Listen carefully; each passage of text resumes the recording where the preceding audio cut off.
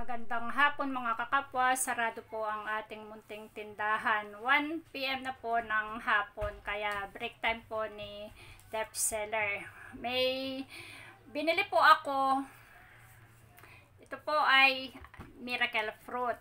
So, ikukwento ko lang po kung ano ang nangyayari dito sa miracle fruit na ito. Kahapon po kasi mga kakapwa, nagpunta ako sa palengke. Kahapon ng umaga, nakita ko po yung puno ng miracle fruit. Ang dami niyang bunga. So sabi ko, ay, ang daming bunga ng miracle fruit, oh. So nagtanong po ako dun sa mga nakatambay doon na lalaki kung kanino ang puno ng miracle fruit. Kung sino ang may-ari. So tinuro po ako dun sa tindahan. Tapos sabi ko po, thank you, sabi ko. Tapos pumunta po ako dun sa tindahan. May nakita po akong matandang lalaki. Siguro po nasa 70 or 75 years old na po siya.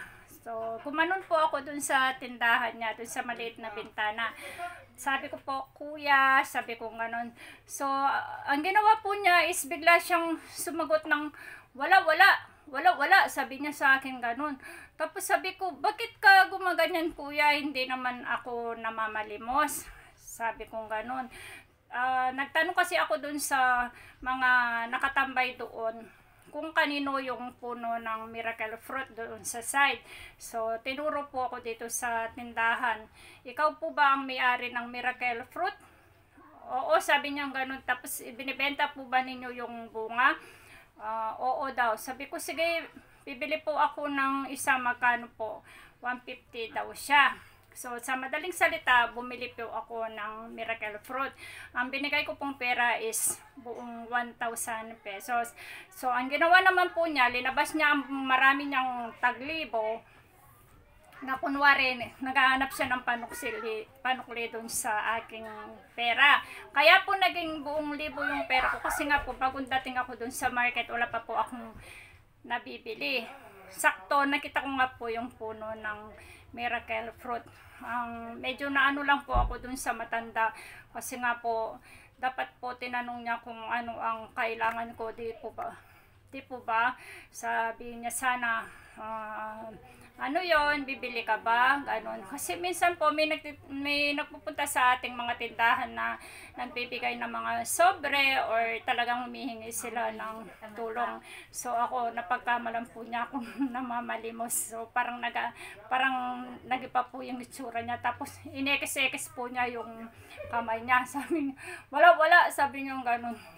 Medyo naano po ako, sabi ko, bakit ka gumaganyan kuya? Hindi naman po ako namamalimos, sabi kong ganun. Kasi nga po gamot ko nga yung miracle fruit, kaya eager po talaga akong bumili ng bunga. So sana man lang nagtanong siya kung ano ang kailangan ko, diba? Kung bibili ba ako, kasi nga po tindahan siya dun sa may palengke. Sobrang napakasungit po ng tenderong yon na ano ako sa sarili ko. Sabi ko, mukha naman po talaga akong walang pera, pero sana naman po nung nagpunta ako dun sa tindahan niya, hindi po sana gumanon na wala, kasi nga po wala pa naman po akong sinasabi. Sinabi ko pa lang na, kuya, sabi ko, magtatanong talaga ako kung siya ba may-ari ng puno ng miracle fruit. Kasi doon ako tinuro. Sobrang napakasungit po niya at akala po talaga niya is namamalimos ako. So sana sa ibang may tindahan, kung meron mang napupunta sa ating mga tindahan, sabihin natin in a nice way na, ay te, wala pang benta, pasensya ka na. Ganyan, kung may humihingi po or nagbibigay ng sobre, ganun, or kung may namamalimos talaga. Minsan po talaga hindi natin maiwasan yung mga may nagbibigay ng sobre. So, if ayaw po natin bigyan, sabihin na lang po na wala pang benta, pasensya ka na, ganun po, di po ba? para po hindi po medyo nakakasakit ng damdamin. Medyo naano po ako kahapon kasi nga nagmadali nga po ako sa palengke, hindi pa nga po ako nag-aalmusal. At saka ang suot ko po is luma talaga siya na terno. So wala naman pong dahilan para magsuot na ako ng maganda dahil pupunta lang po ako sa palengke. At saka hindi naman po ako mukhang marumi kahapon. Nagulat lang po talaga ako dun sa lalaking matanda. Sobra po niyang napakasungit. So sa bagay, napag-alaman ko po na sadyang ganun daw po talaga ang ugali niya at masungit talaga po. So sana po is wag naman ganun.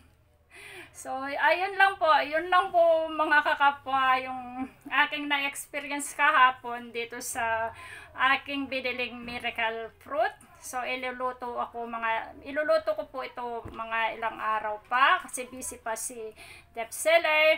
So, hanggang sa muli po, dito na lamang. Bye-bye!